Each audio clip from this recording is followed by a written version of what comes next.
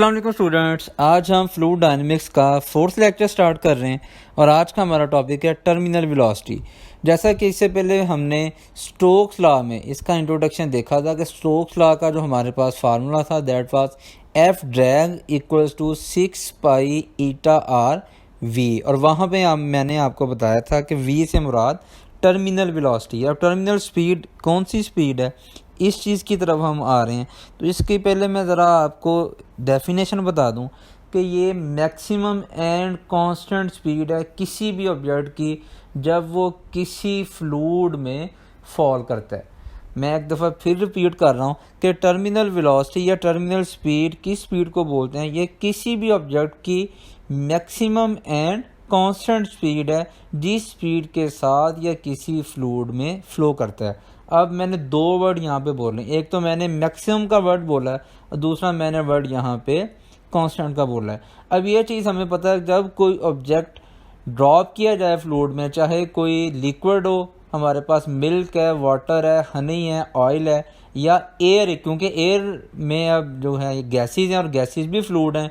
Air में कुछ object drop किया जाए तो जैसे ही ऑब्जेक्ट डाउनवर्ड ग्रेविटी की वजह से मूव करेगा, इसके ऊपर साथ ही ड्रैग फोर्स अपवर्ड एक्ट करना स्टार्ट कर देगी। और मैंने आपको ये बता दिया था इसे प्रीवियस कि ड्रैग फोर्स ऑब्जेक्ट की मोशन के ऑपोजिट एक्ट करती है। अब वेट डाउनवर्ड है, ड्रैग फोर्स अपवर्ड है, तो इसकी स्पीड इंक्रीज होना स्टार्ट हो जाएगी। जैसे जैसे ये अर्थ की तरफ आता जाएगा, डाउनवर्ड आता जाएगा, इसकी स्पीड इंक्रीज होना स्टार्ट हो जाएगी।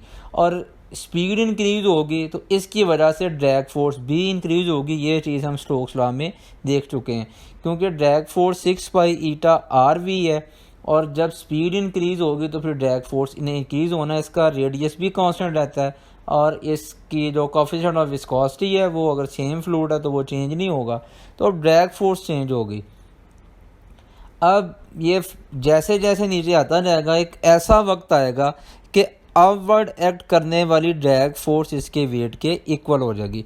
और इससे प्रीवियस अगर हम नेट फोर्स का फार्मूला लिखें, this will be equal to weight minus drag force, क्योंकि वेट जो है वो ज़्यादा होगा, ड्रैग फोर्स कम होगी। और एक ऐसा पॉइंट आएगा जब वेट और ड्रैग फोर्स एक दूसरे के इक्वल हो जाएंगी। ड्रैग फोर्स का जो मैक्सिमम केस है ये यही है कि ये वेट के इक्वल हो जाए, इससे ज़्यादा नहीं हो सकती। तो जब ये ड्रैग फोर्स वेट के इक्वल हो जाएगी तो तब नेट फोर्स क्या हो जाएगी, ज़ीरो। नेट फोर्स जब ज़ीरो हो गई, अब न्यूटन का सेकंड लॉ हमारे माइंड में आना चाहिए, F net equals to M A net. इसका मतलब है कि जब नेट फोर्स ज़ीरो है तो ऑब्जेक्ट में एक्सेलरेशन भी ज़ीरो है। दो केस है, या तो मैथ ज़ीरो है या एक्सेलरेशन ज़ीरो। तो मैथ तो ज़ीरो नहीं है, अंडरस्टूड बात है कि ऑब्जेक्ट का एक्सेलरेशन ज़ीरो है। एक्सेलरेशन ज़ीरो दो केसेस में है, या तो ऑब्जेक्ट मूव ही नहीं कर रहा, अगर ऑब्जेक्ट मूव कर रहा है तो वो कांस्टेंट वेलोसिटी के साथ मूव कर रहा है। तो ये हमें पता है कि ऑब्जेक्ट मूव तो करते हैं, वो डाउनवर्ड आते हैं मुसलसल, तो इसका मतलब है कि उसकी वेलोसिटी कांस्टेंट हो जाती है। अब यहाँ से उस चीज़ की एक्सप्लेनेशन आप लोगों के पास आ चुकी है जो कि मैंने बताया था कि टर्मिनल स्पीड कौन सी स्पीड है, मैक्सिमम एंड कांस्टेंट स्पीड। क्योंकि इनिशियली स्पीड कम होती है, ड्रैग फोर्स भी कम होती है, स्पीड इंक्रीज होती जाती है और एक ऐसा पॉइंट आता है कि ड्रैग फोर्स वेट के इक्वल हो जाती है और ये मैक्सिमम स्पीड है। इसके बाद स्पीड इंक्रीज नहीं करती, क्योंकि इसके बाद नेट फोर्स ज़ीरो हो जाती है और एक्सेलरेशन ज़ीरो हो जाता है और स्पीड कांस्टेंट हो जाती है। इस कांस्टेंट स्पीड को हम बोलते हैं टर्मिनल स्पीड। इसके लिए हमने फार्मूला ड्राइव करना है। हम एज्यूम कर रहे हैं एक स्फेरिकल ऑब्जेक्ट है हमारे पास, ये डायग्राम में तो आपको क्यूबिक शेप में नज़र आ रहा है, लेकिन हम एज्यूम कर रहे हैं स्फेरिकल ऑब्जेक्ट है हमारे पास, इसका मास m है, रेडियस इसका r है। ये एक फ्लूइड में वर्टिकली डाउनवर्ड फॉल कर रहा है, जिस फ्लूइड की कोफिशिएंट ऑफ विस्कोसिटी ईटा है। और अब हम इसकी टर्मिनल वेलोसिटी के लिए फार्मूला ड्राइव करने लगे हैं। तो यहाँ से हमें पता है कि नेट फोर्स ज़ीरो के इक्वल कब होगी, जब उसका वेट ड्रैग फोर्स के इक्वल होगा। तो M G will be equals to 6 pi eta R V T, और वी टी यहाँ पे हमारे पास टर्मिनल वेलोसिटी है। टर्मिनल वेलोसिटी को जब हम यहाँ से साइड पे करेंगे तो हमारे पास आ जाएगा V T equals to M G over 6 pi eta R. अब इस रिलेशन को हम देखें, अगर हमने किसी भी ऑब्जेक्ट की टर्मिनल स्पीड फाइंड करनी होगी तो हमें जो चीज़ें रिक्वायर्ड हैं, हमें उसका मास रिक्वायर्ड है, हमें ग्रेविटेशनल एक्सेलरेशन रिक्वायर्ड है, 6 कांस्टेंट है, पाई कांस्टेंट है इसमें, उस फ्लूइड का जिसमें वो ऑब्जेक्ट फॉल कर रहा है उसका कोफिशिएंट ऑफ विस्कोसिटी रिक्वायर्ड है और उसका रेडियस रिक्वायर्ड है। अब मैस फाइंड करना इंतहाई मुश्किल काम है, तो इसके लिए अब हमने सब्स्टिट्यूशन करनी है। Since mass equals to density into volume, और डेंसिटी को तो हम रो के साथ लिखेंगे और डेंसिटी उस ऑब्जेक्ट की होगी जो ऑब्जेक्ट डाउनवर्ड फॉल कर रहा है, और वॉल्यूम की जगह हम सब्स्टिट्यूट कर देंगे 4/3 पाई आर क्यूब। हमने एज्यूम किया है यहाँ पे कि स्फेरिकल ऑब्जेक्ट है, तो स्फेरिकल ऑब्जेक्ट के लिए वॉल्यूम 4/3 पाई आर क्यूब। तो मैस हमारे पास आ जाएगा m equals to 4/3 rho pi R cube.